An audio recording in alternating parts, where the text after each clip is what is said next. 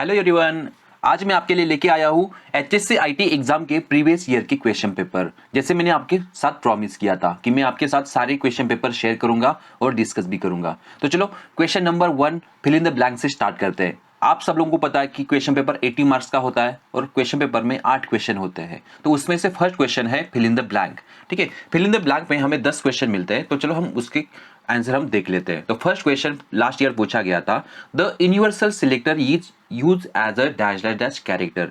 देखो universal selector ये CSS का पार्ट है और आपको पता है क्लास सिलेक्टर होता है, आईडी सिलेक्टर होता है और एक होता है क्लास सिलेक्ट यूनिवर्सल सिलेक्टर, उसके लिए यूज किया जाता है स्टार। ठीक है, तो स्टार को यूनिवर्सल सिलेक्टर बोला जाता है, उसका आंसर क्या होगा? Star. Next, in image mapping clickable area is called as a hotspot. ये इमेज मैपिंग का क्वेश्चन है, उसे हॉटस्पॉट बोला जाता है। On the optimization factor to improve image by using dash dash dash attribute. देखो ये इमेज टैग का एक अल्ट करके एक एट्रीब्यूट होता है जिसका यूज होता है अल्टरनेटिव टेक्स्ट डिस्प्ले करने का। Next, the dash dash dash SEO technique is use to display duplicate content on the web page. इसका आंसर है ब्लैक हैट, क्योंकि अगर आप किसी का कंटेंट कॉपी कर रहे हो, डुप्लीकेट करते हो, तो ये इलीगल तरीके से एसईओ टेक्निक बोला जाता है, तो उसे ब्लैक हैट बोला जाता है। जैसे ब्लैक मनी होता है, व्हाइट मनी होता है, वैसे ब्लैक हैट टेक्निक होता है। ठीक है, और हो सकता है कि जो दूसरा क्वेश्चन पेपर रहेगा, आपका जो फ्रेंड आपके बाजू में बैठा हुआ है उसको अलग क्वेश्चन पेपर मिलेगा और उसमें हो सकता है कि the dash dash dash SEO technique is used to display relevant content. अगर ऐसे आया तो उसका आंसर होता है white hat. Question almost same होते हैं, जस्ट थोड़े बहुत वर्ड में चेंज किया जाता है, टाइप में चेंज किया जाता है और आपके सामने रखा जाता है। तो अगर आपने एक क्वेश्चन पेपर भी ठीक से किया ना, ऑटोमेटिकली आपको सारे क्वेश्चन पेपर का आइडिया आ जाता है कि क्वेश्चन कैसे पूछे जाते हैं। ठीक है, next, in JavaScript dash dash dash event occurs when the document page unload. ये देखो हमारे प्रैक्टिकल एग्जाम में भी ये क्वेश्चन था। ये आई थिंक कलर चेंजिंग का जो प्रैक्टिकल है ना जावास्क्रिप्ट का, उसमें बोला गया था कि जब पेज अनलोड होगा तो बाय या कुछ हेलो मैसेज प्रिंट होना चाहिए, तो वहाँ ये इवेंट कॉल होता है, उसका नाम है अनलोड।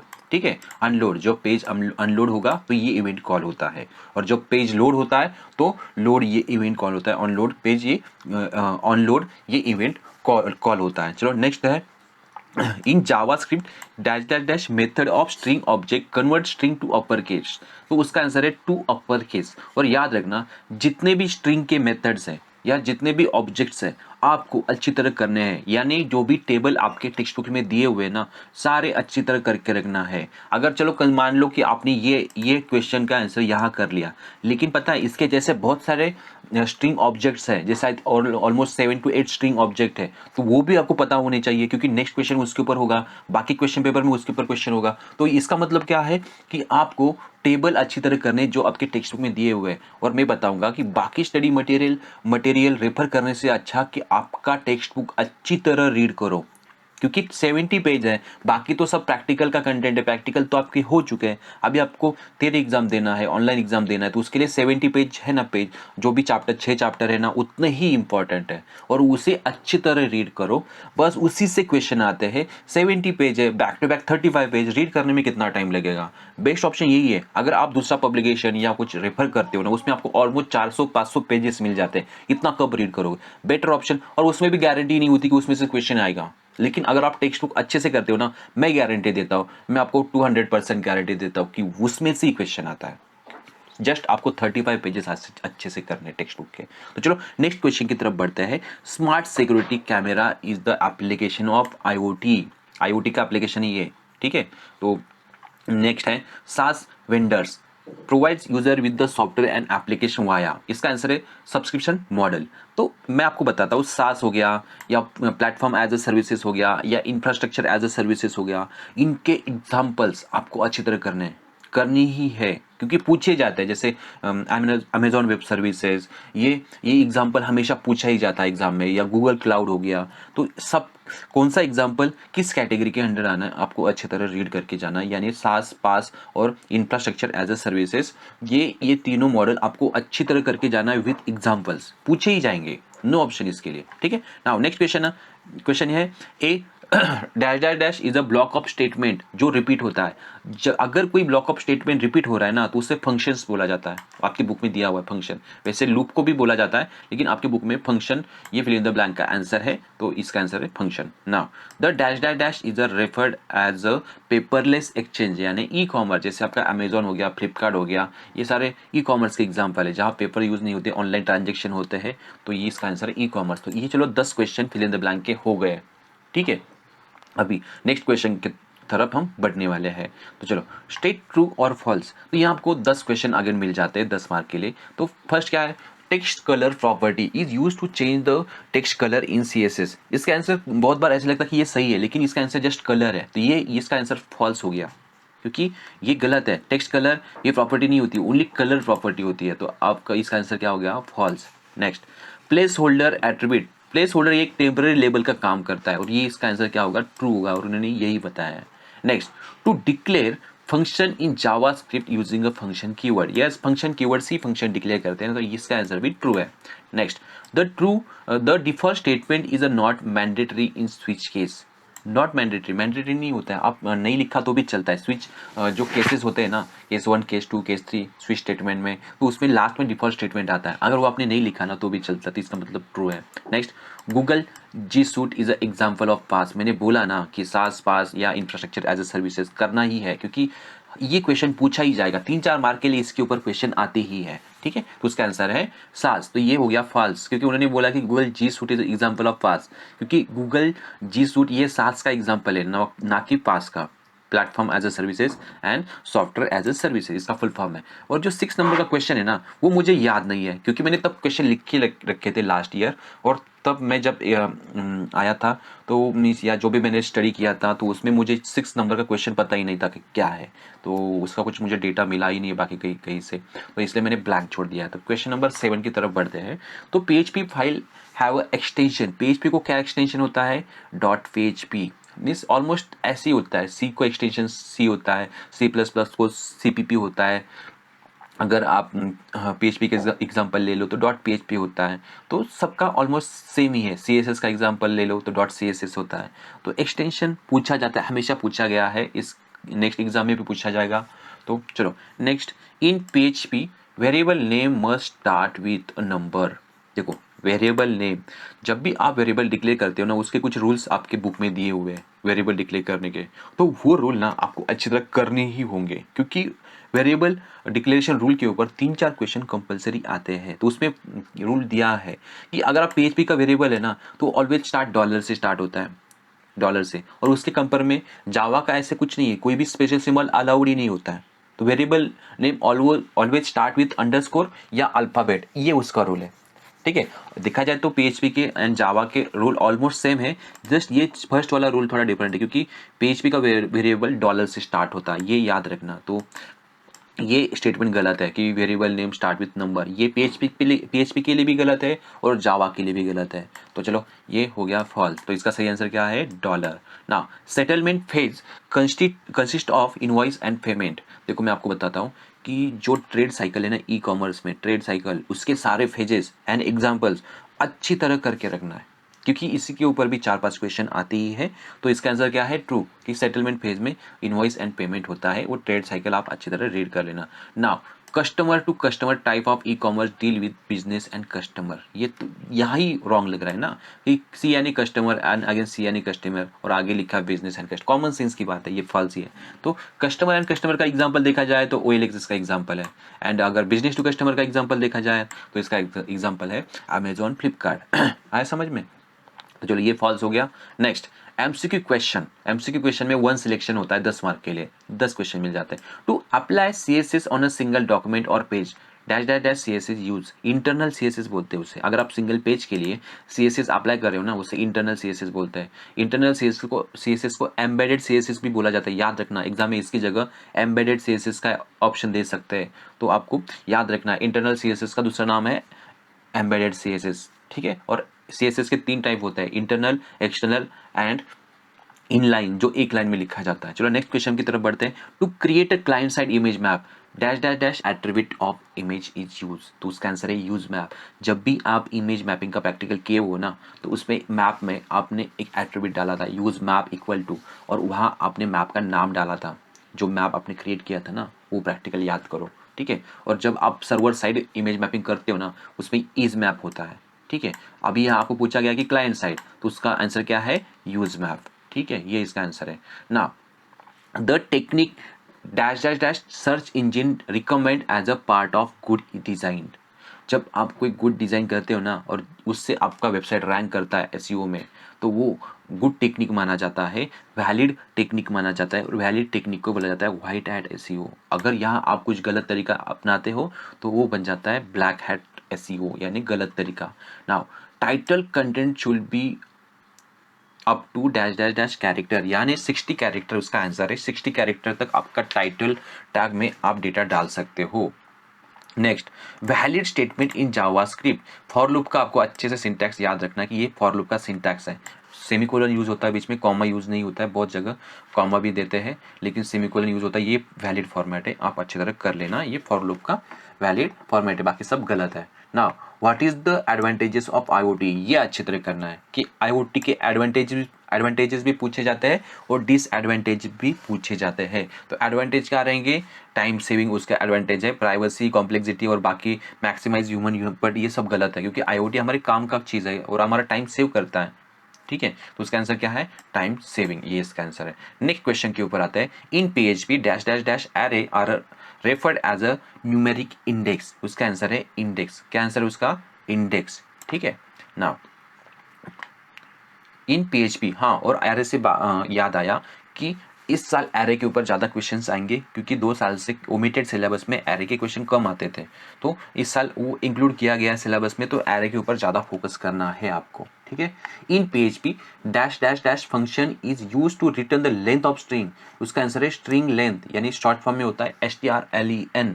और हो सकता है कि जावा को लेके भी इसके ऊपर क्वेश्चन आएगा। In Java dash dash dash function is use to return the length of string. आप यहाँ एक बात नोटिस करोगे, क्वेश्चन ऑलमोस्ट सेम होता है, जस्ट पीएचपी की जगह जावा किया जाता है, ठीक है। तो ऑलमोस्ट क्वेश्चन ऐसे ही आते हैं, तो आपको एक आइडिया आ जाता है एक क्वेश्चन पेपर रेफर करने के बाद कि क्वेश्चन किस प्रकार के आएंगे। उसके बाद स्टडी करना बहुत आसान हो जाता है ना। उसका आंसर है string alien. Next, miss STRLEN उसका शॉर्ट फॉर्म होता है। Next, in PHP dash dash dash is use to display text on the web page. In PHP dash dash dash is use to display text on the web page. उसका answer है echo. और याद रखना, PHP में जो भी keywords है ना, इको हो गया, फॉर हो गया, ये सारे केस इनसेंसिटिव होते हैं, यानी आप स्मॉल लेटर में भी लिख सकते हो, कैपिटल में भी लिख सकते हो। लेकिन इसका मतलब ये है कि PHP इनसेंसिटिव नहीं है। PHP प्रॉपरली या प्योरली केस सेंसिटिव है। एग्जाम में क्वेश्चन आता है कि PHP is a case sensitive language, true और फॉल्स, और इसका आंसर है true. PHP case sensitive language है, भले यहाँ इनसेंसिटिव कीवर्ड्स यूज किए जाते हैं, लेकिन PHP केस सेंसिटिव लैंग्वेज में ही गिना जाता है, ये याद रखना। और जावा तो प्योरली केस सेंसिटिव लैंग्वेज है, तो वहाँ कोई सवाल ही पैदा नहीं होता है। चलो ना, search and negotiation step are perform in dash dash dash phase of trade cycle. तो मैंने बोला ट्रेड साइकिल अच्छे से करके रखना है। तो सर्च एंड नेगोशिएशन किस में आता है? प्री सेल में आता है। प्री सेल में ये फेज आता है। Next, select 2 option, correct value of input type. तो करेक्ट क्या है? जो टेबल दिया हुआ है ना आपके टेक्स्ट बुक में कि इनपुट टैग के लिए कितने कितने वैल्यू या कितने कितने एट्रीब्यूट्स हो सकते हैं, तो टेलीफोन, सर्च, ये उसके एट्रीब्यूट है। बाकी हाइट विड्थ होता भी नहीं है, तो ये आप याद रखना ना।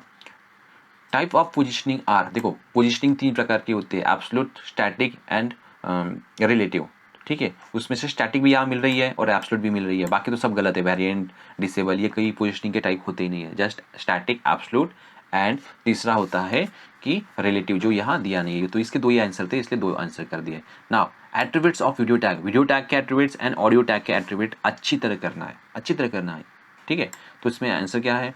पहला है म्यूटेड, सोर्स एंड कंट्रोल, ये सारे ऑडियो की भी एट्रीब्यूट है और वीडियो की भी एट्रीब्यूट्स है, बाकी सब गलत है, ठीक है। Now important factor for SEO are dash dash dash and dash dash dash. Important factor क्या है एसईओ करने के लिए? जो भी पॉजिटिव फैक्टर्स होते हैं ना वो सारे एसईओ के होते हैं। यानी क्या हो सकता है? स्पीड ऑफ वेबसाइट, उसके बाद मोबाइल फ्रेंडली, जिससे आपका वेबसाइट रैंक करता है, सर्च इंजन में टॉप में आता है। ये इसका आंसर है। ठीक है ना। Which are advantages of internet of thing? IoT के एडवांटेजेस एंड डिसएडवांटेजेस अच्छी तरह करना है। इसका आंसर क्या है? एडवांटेज में मिनिमाइज द ह्यूमन एफर्ट्स और टाइम सेव करते हैं हमारा। बाकी तो सब गलत है। No security, problem of data collection, ऐसे कुछ नहीं होता है।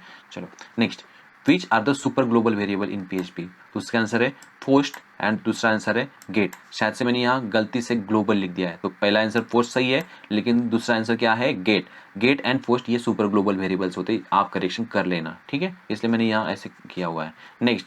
Which are the valid data types use in PHP? PHP में टोटल 6 डेटा टाइप होता है, उसमें से यहाँ करेक्ट कौन सा है? String and boolean. यहाँ इतने ही दिए हुए हैं, बाकी सब अवेलेबल नहीं है पीएचपी में। जावा में डेटा टाइप अलग होते हैं, पीएचपी में अलग होते हैं। आप कंपेरेटिव स्टडी कर लेना दोनों का कि कौन से डेटा टाइप कहाँ प्रेजेंट होते हैं। नेक्स्ट है which are the advantages of e commerce? E commerce के क्या एडवांटेजेस है? पहले तो ग्लोबल स्कोप होता है एंड नो इंटरमीडिएटर होता है, मीन्स कोई बीच में नहीं होता है, आप डायरेक्टली खरीद और बेच सकते हो। Next, select correct method of window object. Window object की करेक्ट मेथड क्या है? अलर्ट एंड कन्फर्म, ये है। और मैं आपको बता देता हूँ कि विंडो ऑब्जेक्ट हो गया, स्ट्रिंग ऑब्जेक्ट हो गया, स्ट्रिंग मेथड हो गया, ऑब्जेक्ट एंड मेथड के बीच में डिफरेंशिएट करना है, दोनों अलग अलग होते हैं।